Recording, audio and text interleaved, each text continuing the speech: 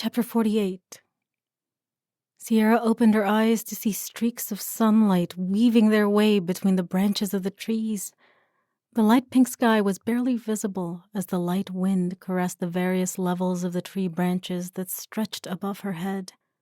Sierra didn't know how long she lay there, appreciating the nature around her, until the events of the night before came rushing back.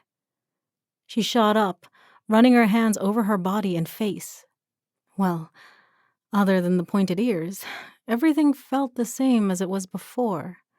Holding her arm up to inspect it closely, she rolled her wrist back and forth.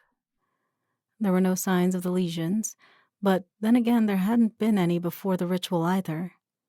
Secretly, Sierra hoped that this meant she would never have to worry about them again, but she also knew that there was a chance that they were just gone temporarily, as her skin had been clear prior to the transformation.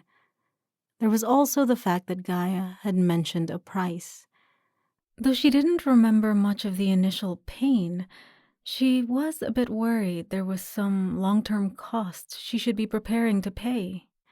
Of course, there was the fact that she probably couldn't see her family again, something which she was currently trying to repress. She would deal with those implications and their corresponding emotions when she wasn't sitting in the middle of an unfamiliar forest. Sierra rolled her neck, realizing the more she moved, the more aware she became of the aches in the various parts of her body. It felt somewhat akin to sore muscles. She groaned as she pressed her hand against one particular sore muscle on her flank. It had been a while since she had felt this kind of pain. Once she finished inspecting her body, she began to look at her surroundings, groaning with each step.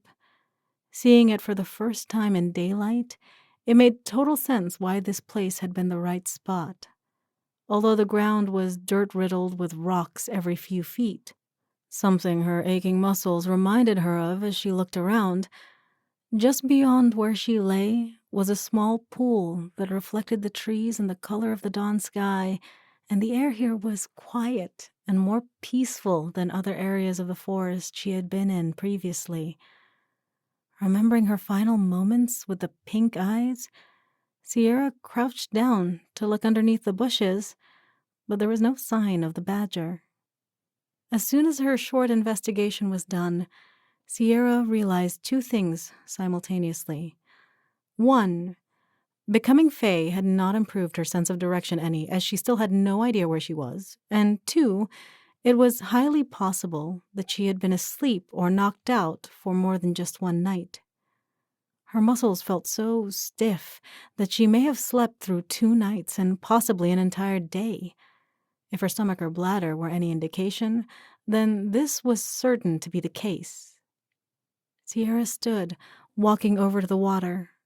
Refreshed after a splash to her face and a long, cooling drink, she caught her reflection in the water and evaluated the planes of her face.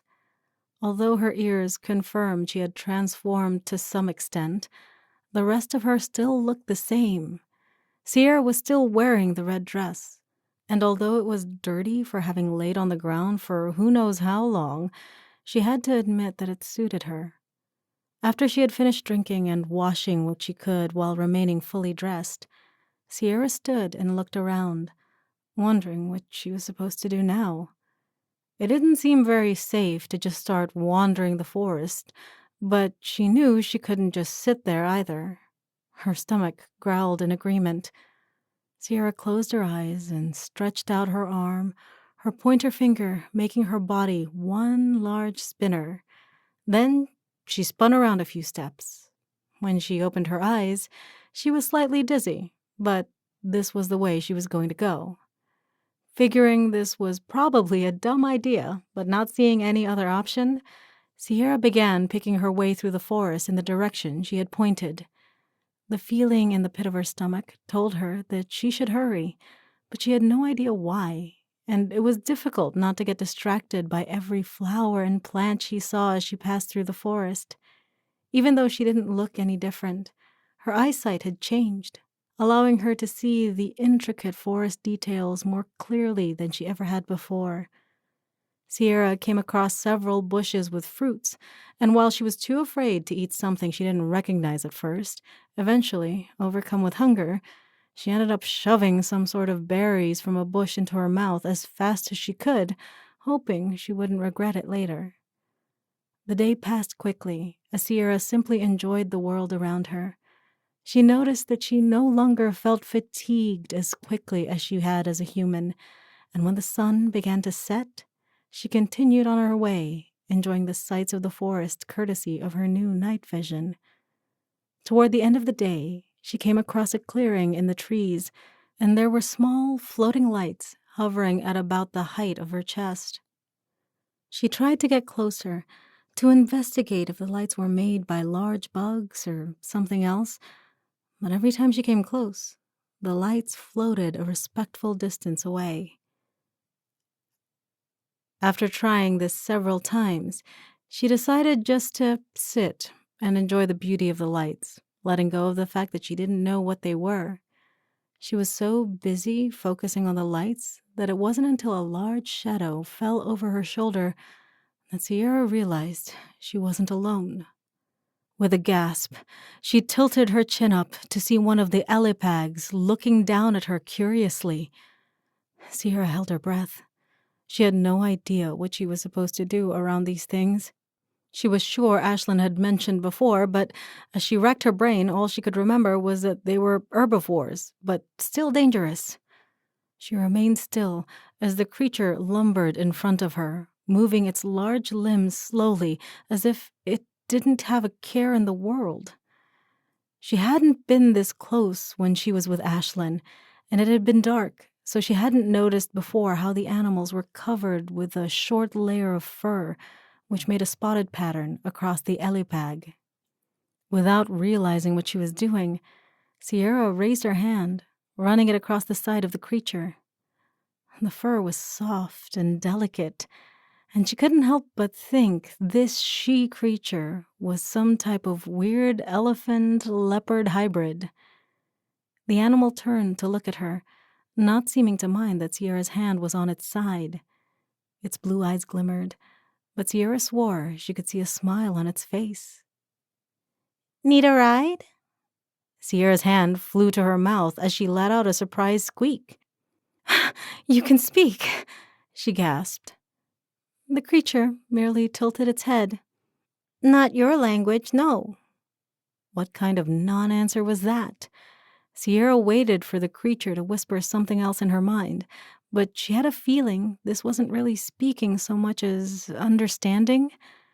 Remembering the way the badger had spoken to her during her ritual, she wondered if this was a connection with nature she now possessed. "Something like that. So, ride?" Sierra bit her lip to stop from squeaking a second time in shock as she nodded. "Yes, please." The creature lowered one of its massive legs, dipping its right side toward Sierra. Even though it was much closer than before, Sierra still wondered just how she was supposed to get up. She didn't have to wonder long, as soon the creature had pushed her onto its back with its trunk. When she was situated comfortably, or at least as comfortably as she could be without a saddle or something to hold on to, the creature resumed its lumbering pace across the meadow. "Where to?" "I'm honestly not sure. Do you know of a small house where a woman lives?" Sierra couldn't say for sure, but it seemed like the elipag dipped its head. "If so, I need to go there." "We know." Sierra felt her eyes grow wide at the words in her mind, suddenly remembering that these things traveled in herds. Chancing a glance over her shoulder, she noticed the trail of elipags behind them, all of their glowing blue eyes resting on her. "You'll grow used to it." Sierra desperately wanted to ask more questions, but she had a feeling whatever this connection thing she had didn't work that way. Suppressing her urge to question what was going on around her, Sierra took a deep breath, trying to just be in the moment as she had been when she awoke and when she had first seen the floating lights in the field. But it was easier said than done. as the moment she was able to get it out of her head was usually the moment when she noticed she was on a creature much larger than herself, several feet off the ground. Just when she was about to give up on getting out of her head, Fia's house came into view, and Sierra felt a smile spread across her face at the fact that the Ellipags had known where they were going. She made a mental note to ask Fia about the mental capabilities she was experiencing once inside. The Ellipag she was riding brought her close to the door before dipping a leg again so Sierra could slide off. She had to admit getting off was much easier than getting on. "See you soon." The words tickled her mind as the Ellipag waved its trunk and disappeared back into the trees, the rest of the herd following suit. Watching the Ellipags from this angle, she wondered if they had some sort of magic powers with the way they moved through the trees. They were so wide, and Sierra knew from experience that the trees were much closer together than they looked, as they had scratched her arms when she had been on foot with Ashlyn. But the Ellipags were unbothered, and they moved silently, with no sounds of breaking branches in their wake. Yes, definitely magic, Sierra concluded before turning toward the door. Now that Sierra thought about it, it was a bit weird that Fia hadn't opened it already. Hadn't she seen that she would return? "Fia?" Sierra called out, not sure if knocking was a thing in she. When no sounds reached her more sensitive ears, Sierra turned the knob in her hands, entering the small home. The sitting room was just as she left it, a fire burning low in the hearth, indicating that Fia had been here at some point in the last few hours. Sierra tried again. "Fia?" She heard something that sounded like a step, and she spun toward the sound, but it was too late. Someone grabbed her around the waist, locking her arms so she couldn't move. At the same time, someone put a gag in her mouth and something over her head that obscured her vision. Sierra tried to struggle, and she knew immediately that these weren't humans based on how strong their grips were. She tried kicking her legs, but they were grabbed by a third person who quickly picked up her feet to move her out of the house. She was being kidnapped. Again.